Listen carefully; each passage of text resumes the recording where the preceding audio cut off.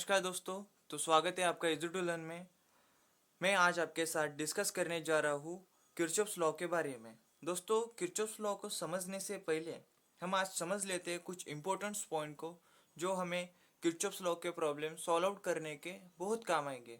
चलिए तो देखते हैं वो इम्पोर्टेंट पॉइंट को।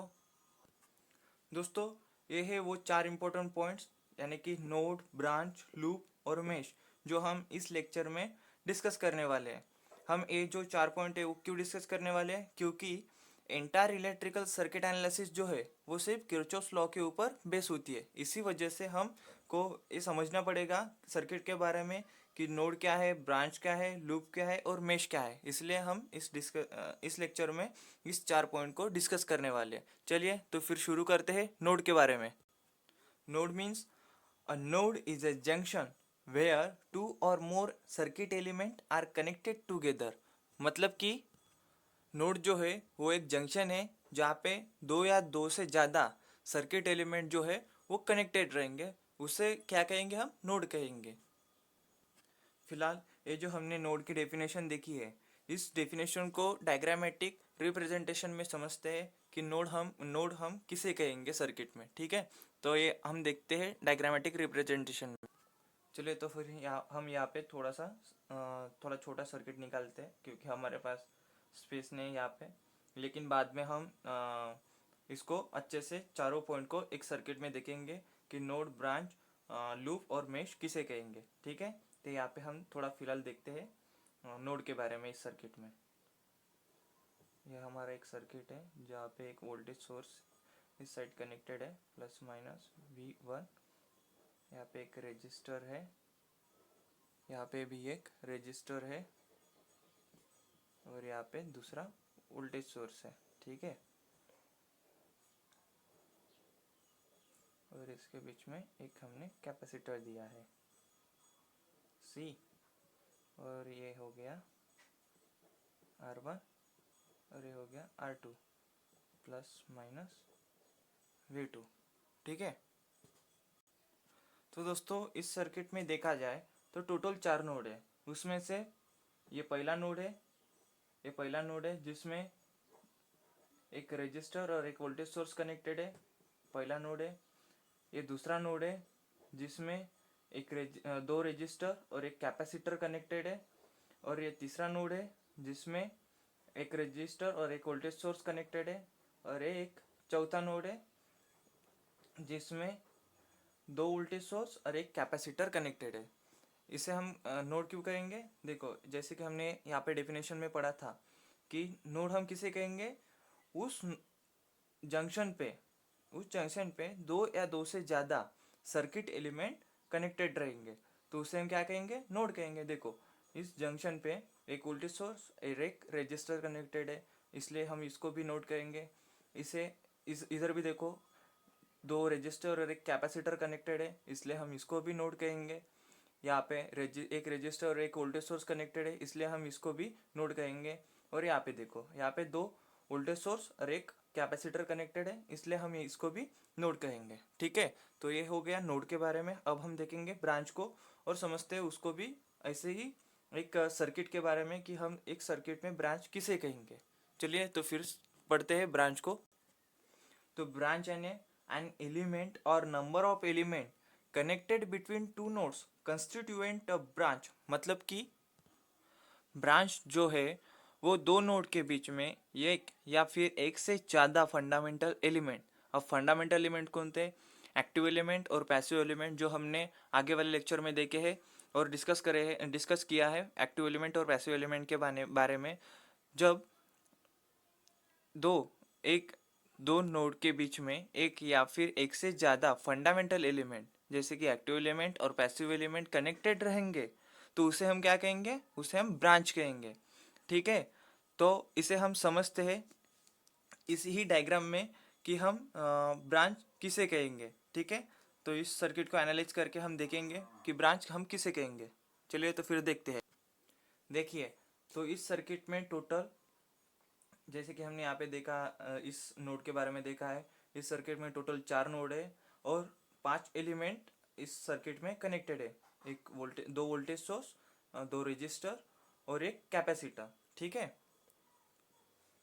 तो ब्रांच क्या है, दो नोड के बीच में एक या फिर एक से ज्यादा फंडामेंटल एलिमेंट कनेक्टेड होना चाहिए, तो उसे हम ब्रांच कहेंगे। देखो ये एक नोड है और एक नोड है, इस पहले नोड में एक वोल्टेज सोर्स कनेक्टेड है, ठीक है, ये एक ब्रांच हो गई।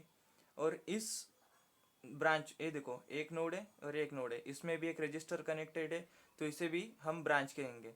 तो ये दूसरी ब्रांच हो गई। ये देखो दूसरी और चौथी ब्रांच में, चौथी नोड में एक कैपेसिटर कनेक्टेड है, ठीक है, तो इसे भी हम ब्रांच कहेंगे, ये होगी तीसरी ब्रांच। अब देखो दूसरे और तीसरे नोड में के बीच में एक रजिस्टर कनेक्टेड है, तो इसे भी हम क्या करेंगे, क्या कहेंगे, एक ब्रांच ही कहेंगे।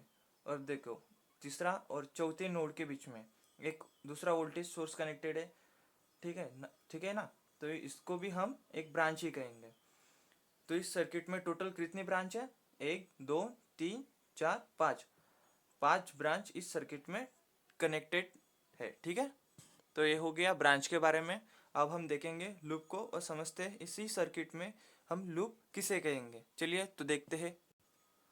A loop is any close part of the circuit, मतलब कि लूप जो है वो सर्किट में जो क्लोज पार्ट है उसे हम क्या कहेंगे, लूप कहेंगे। अब देखो इस सर्किट में टोटल दो क्लोज पार्ट है, पहला ए वाला और दूसरा ये वाला, और एक तीसरा भी है, देखो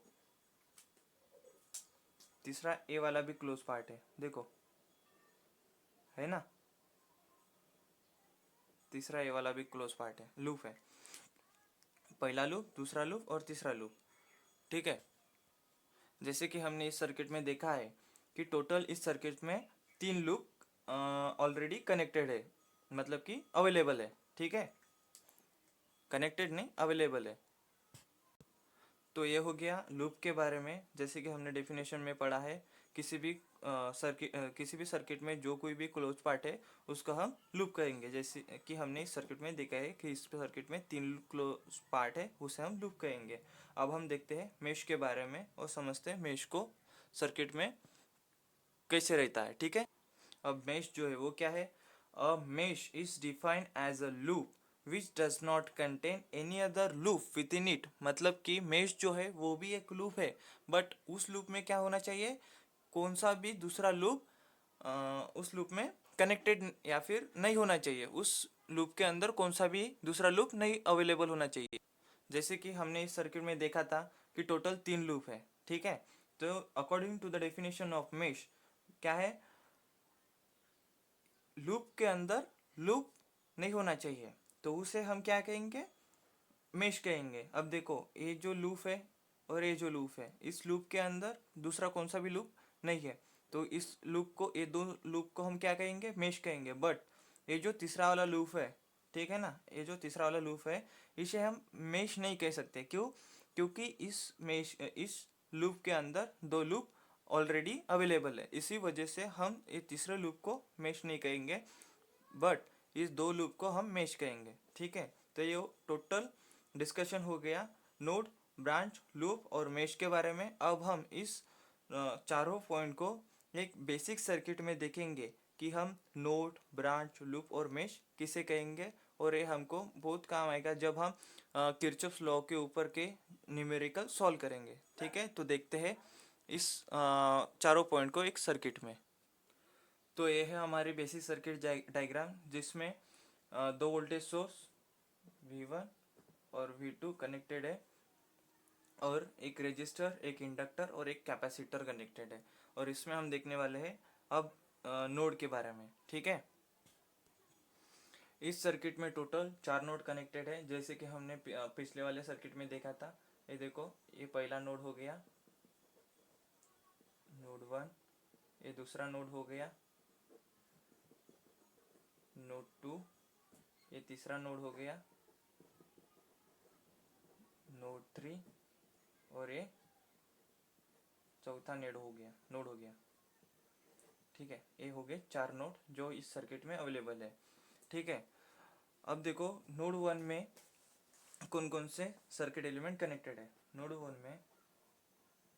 1 में कनेक्टेड है एक voltage source V1 and R1, ठीक है, हम इसको R1 देंगे, इसको L1 देंगे, इसको C1 देंगे। ये जो सर्किट एलिमेंट है इसमें कनेक्टेड है। ठीक है, ये सिर्फ हम इस सर्किट को समझने के लिए यहाँ पे लिख रहे हैं। ठीक है, अब देखो नोड 2 में जो है, नोड 2 में कनेक्टेड है सर्किट एलिमेंट R1, L1 और C1। R1, L1 and C1 is connected in this circuit of this node 2 connected। ठीक है, नोड 3 में कनेक्टेड है एक इंडक्टर और एक voltage source. Inductor L1 and voltage source V2 are connected. ठीक है, अब देखते हैं आखिरी और चौथे नोड में कौन कौन से एलिमेंट, सर्किट एलिमेंट कनेक्टेड है। इस नोड में कनेक्टेड है दो voltage source V1, V2 and capacitor C1 are connected in that node.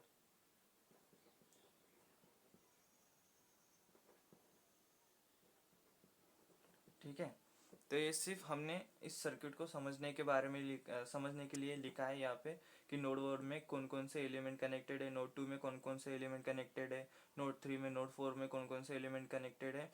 ठीक है, तो अब हम देखेंगे ब्रांच के बारे में, इस सर्किट में कौन कौन सी ब्रांच अवेलेबल है। ये हो गया नोड के बारे में, यहाँ पे लिखते हैं नोड। अब देखो ब्रांच के बारे में देखेंगे।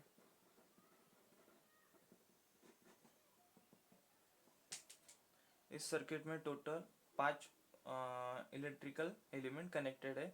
तो ये जो 5 इलेक्ट्रिकल एलिमेंट जो है वो दो दो नोड के बीच में कनेक्टेड है, इसलिए इसमें जो ब्रांच है टोटल 5 ब्रांच है और 5 एलिमेंट कनेक्टेड है। देखते हैं हम पहले ब्रांच में क्या कौन कौन से एलिमेंट कनेक्टेड है। ब्रांच 1 में कनेक्टेड है एक वोल्टेज सोर्स V1 और एक रजिस्टर R1।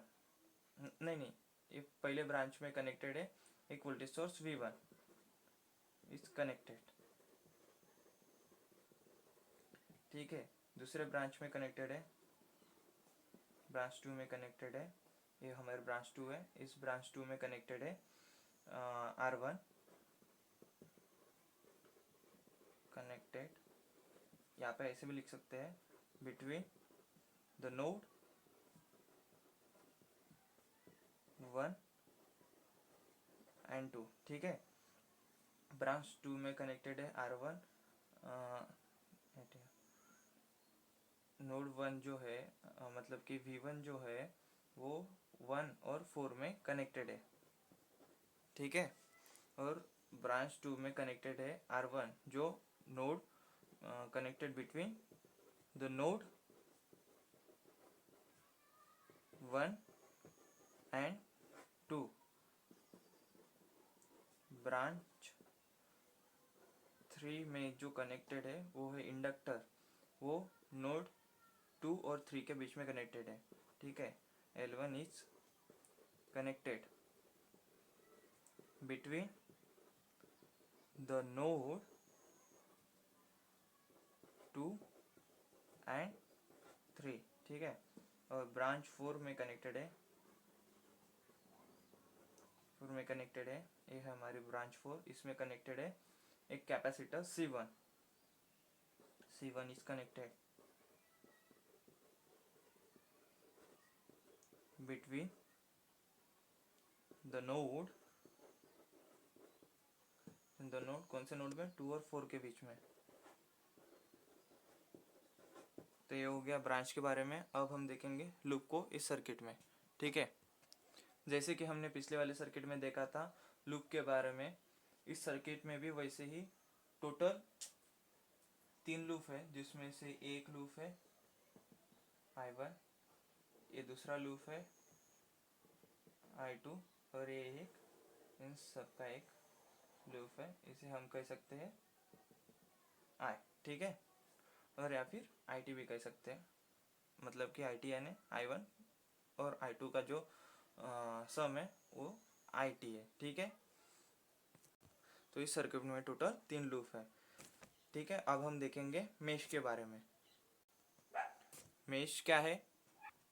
मेश जो है वो भी एक लूप है, बट उस लूप के अंदर हमको कौन सा भी लूप अवेलेबल नहीं चाहिए, मतलब कि नहीं होना चाहिए, उस लूप के अंदर कौन सा भी लूप नहीं होना चाहिए। जैसे कि हम यहाँ इस सर्किट में देख सकते हैं, इस लूप के इस तीसरे लूप के अंदर जो है वो दो लूप अवेलेबल है। इसी वजह से हम इस तीसरे लूप को, मतलब कि IT जो लूप है उस लूप को हम मेश नहीं कह सकते, बट ये जो दो लूप है I1 और I2, इस दो लूप को हम क्या कह सकते हैं, हम इस दो लूप को मेश कह सकते हैं। ठीक है, तो ये हो गया total discussion about the node, branch, loop और मेश के बारे में। ठीक है, और मैं आशा करता हूँ ये जो चारों पॉइंट हमने इस सर्किट में और आगे वाले जो सर्किट में डेफिनेशन के साथ डिस्कस किए हैं, वो चारों पॉइंट आपको समझ में आए होंगे। और ऐसे ही कुछ इंटरेस्टिंग लेक्चर के बारे में हम आगे देखेंगे और डिस्कस करेंगे कुछ इम्पोर्टेंट टॉपिक्स को। और मैं आशा करता हूँ कि आप सब हम सब के साथ मिलकर इस लेक्चर को प्यार देंगे और हमें सपोर्ट करेंगे। ठीक है, तो मिलते हैं नेक्स्ट लेक्चर में। उस लेक्चर में हम किरचॉफ्स लॉ के बारे में डिस्कस करने वाले हैं। चलिए, तो फिर मिलते हैं नेक्स्ट लेक्चर में। धन्यवाद।